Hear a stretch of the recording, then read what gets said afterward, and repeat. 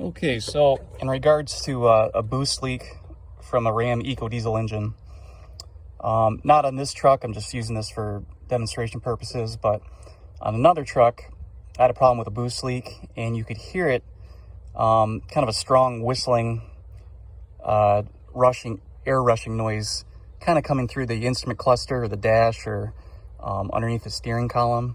It just seemed more pronounced than normal.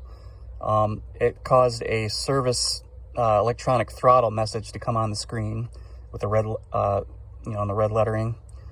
So, but what I found, again, not on this truck, but on another truck, I found a leak in this, underneath this is a heat shield tube. So here's a turbocharger, and that is a rubber silicone elbow. And underneath this is a heat shield because the air coming out of the turbocharger is very hot.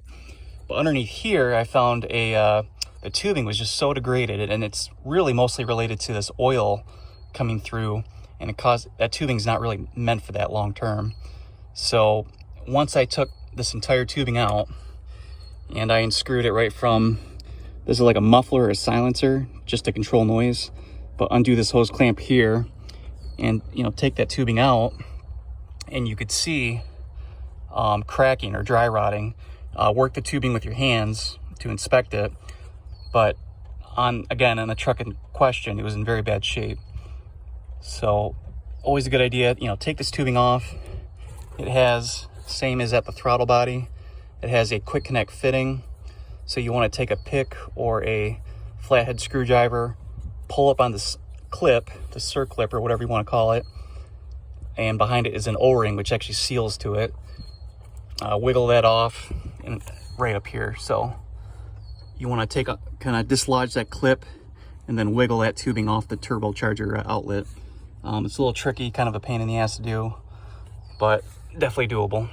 So take that off, inspect it, and that's a good place to look for a potential boost leak. Not to say it can't leak elsewhere too. Obviously this goes down to the intercooler. If the intercooler is damaged, that would cause a boost leak. Certainly this hose going up to the throttle body could cause a boost leak. Also right here, if this is not seated properly, if it's not firmly clicked into place, that would certainly cause a boost leak. But I would think if that was the case, this hose would be flopping around and you could just pull it right off. Here, I've got this vent hose disconnected. But yeah, hopefully that helps, and something to think about if you're trying to hunt down a boost leak.